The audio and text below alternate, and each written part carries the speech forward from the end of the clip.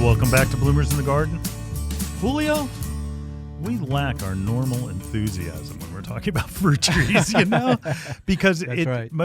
it requires a dedication that not a lot of people are willing to put in. I know. It is So if you want fruit on your fruit tree, you've got to be dedicated. dedicated, yeah. Dedicated to pruning and to making sure it's sprayed. Mm-hmm. Now, one thing, it's if you've ever seen fruit trees that look like they've been painted white, Yeah. guess what? They have. Okay. And it's interesting that if you get a fruit tree, Right. what I want you to do is get a white latex paint, buy cheap stuff or use some stuff that you've got in the garage, and use a 50-50 mix of paint and water, and then paint it on the trunk from the ground up to the first set of branches. Why are you painting your tree? I always thought Not so to they make it would pretty. see it and not run it over with a lawnmower. No, what you're doing is that it discourages insects from laying eggs. And most of the problems with fruit trees, like you ever hear like apple maggot, Right. like a maggot Maggots. is a fly, right? When it's in that worm stage. And there are borers that what happens, the eggs are laid on your fruit tree and they cause all types of problems. Yeah. Now that we're going to get into spraying in a minute, but if I were to tell you to do one thing, it would be to use that latex 50-50 mix, white latex paint, and just paint the trunk from the bottom to the first set of branches. Yeah, great. And you're going to probably do this every other year. You're not going to do it every year, but when it starts to fade, because again, it discourages egg laying from insects. Right. All right, next thing.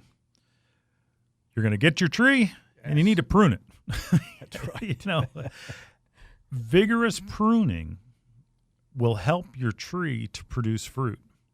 And you have to prune in certain ways. Each tree is going to have similar requirements, but they are slightly different. And we're not going to get too deep into it. But what you're going to do is you're going to cut it so that it has a branching habit, so the branch above does not shade the branch below. Does that make sense, Julio? It does, yeah. So you want more sunlight to penetrate the plant, Right. so that the leaves are producing the food for the fruit to be maximized. Yep. Another thing that you're going to sound weird, but you're going to want to take some of the fruit that's on your tree off, okay, to thin it out a little bit. Otherwise, your fruit will be small. Right. And if you have too many on there, it might break the branches. Yeah, it might. Bend them it might, down. but it's mostly for fruit production and size. Too clustered in. Yep. It's going to require some work. Every 2 weeks, you're going to be doing something on your fruit tree. Okay. Yeah. you better Now, believe it. let's talk about pruning. Apples and pears. Right now is when they want to be pruned, and that this is the best time. You're going to do it when they're dormant. Okay. You can also do some summer pruning, but that's secondary. And that in cherries, you want to wait till summer. Really, you want to wait till it's summertime. So usually after harvest, and again, you're going to thin that out and you're going to open it up. It's important to do. It sounds crazy. I'm going to cut back my plant in order to make it produce more, but yes, you are. Like you said, it's almost like a rose. You have to open it up. You're opening up the center to get that airflow in there. That's right. That's right, and therefore more production. Right. Peaches, nectarines, apricots, all the stone fruits like that. You're gonna do it right after the last frost date. So they may be in flower or close to the. You'll see buds, Right. Starting to swell when you're pruning. You're going to clean off like winter damage, and it is a requirement to have a productive tree. You will not have success if you don't do it. Yeah, if you don't touch it.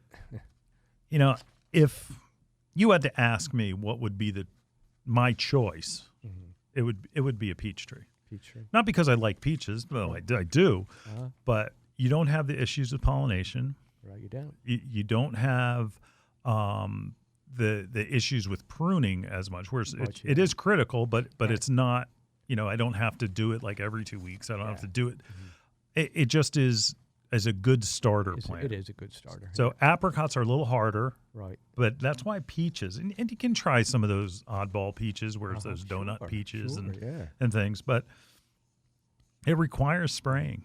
It does. You know, one of the things besides doing the white paint on the trunk is that you're going to want to spray it while it's dormant with a dormant oil spray. Right. Now Bonide has an excellent horticultural oil. Is the best. It is mineral oil. It's not something that's it's not like an oil like you think, like petroleum based. It's all organic. Right. It's mineral oil.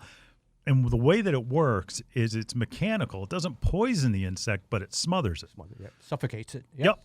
Covers and them. Coats it, kills them. Yeah. And that would be, one that you never want to miss. And that's the first thing that you do. And it doesn't matter if it's apples, peaches, even grapes. You want to do that that first spray.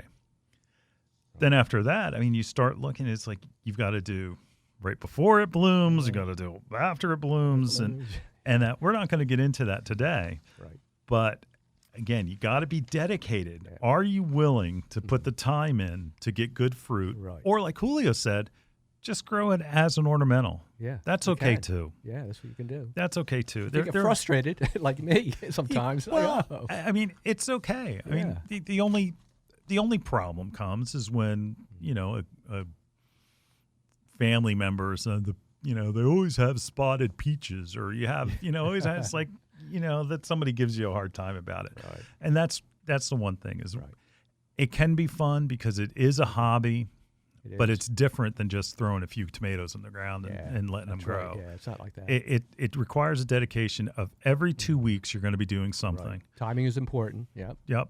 Doing it at the right time. So you're going to be needing to prune. You're going to need to spray. And again, there are so many different insects in that you'll learn a tremendous amount. Oh, yes, that's the beauty of it.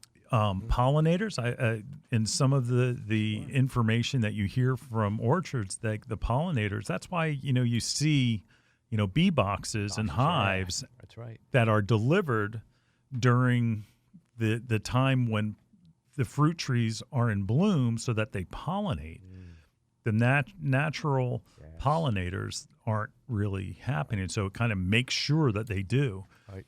I was told one time that the almond fields in California, like 90% of the bee hives in America are out in California. It's a crazy number, so that they get the production. No kidding. Wow. That's so amazing. One thing to do is if you put a fruit tree in, plant a pollinator garden. Attract those bees to your yard. And again, you don't want to have it around your tree, although it sounds like a good idea. Yeah. You want to keep the area underneath your tree open, again, so that hawks are your friends. Okay? That they'll pick off a rabbit, they'll take it, some of those things that will mechanically damage your tree. And I don't think they're going to get a deer. No, they're not. but they will take care of rabbits. Yeah, they will. But you're going to use that pollinator garden somewhere like, near it. Yeah. 10, 15 feet away. That's right. The bees will be there, and then they'll go to your tree, and they'll make sure you get a good fruit set. That's wonderful. Yeah. Lots of questions. Lots of questions. If you have questions, we can answer specific questions. Just call the hotline, 609-685-1880. We will answer each individual question that you have. Again, go to your local garden center. Don't go to Home Depot or Lowe's and just hope that you're picking the right one. No. Go to the folks that know not only the trees and the varieties that are there, but also the types of sprays, what you're supposed to do, when you're supposed to do it. Your local independent garden center are the ones that are going to have that information that you need to know. And it is not something that's easy. And that they're there to help you to determine what you need to use to spray. It's a great challenge, too. I mean, it is. and at the end, you have that product. It's more beautiful and more delicious than in the stores. I'm like saying, I grew it myself. Oh, yes. I grew it myself. There you go. I love that. You know, and sharing it with your neighbors. with your neighbors, And this yes. is somebody who wants to take the next step in gardening. That's right. You know that, okay, I can grow peppers, I can grow all those different type of vegetables. Yes. Now I'm on to something new. Yep. Beautiful. Give it a try. Yeah. Give it a try. Because worst case scenario, it gets a really pretty flower. It does. All right, we'll be back in the garden right after this.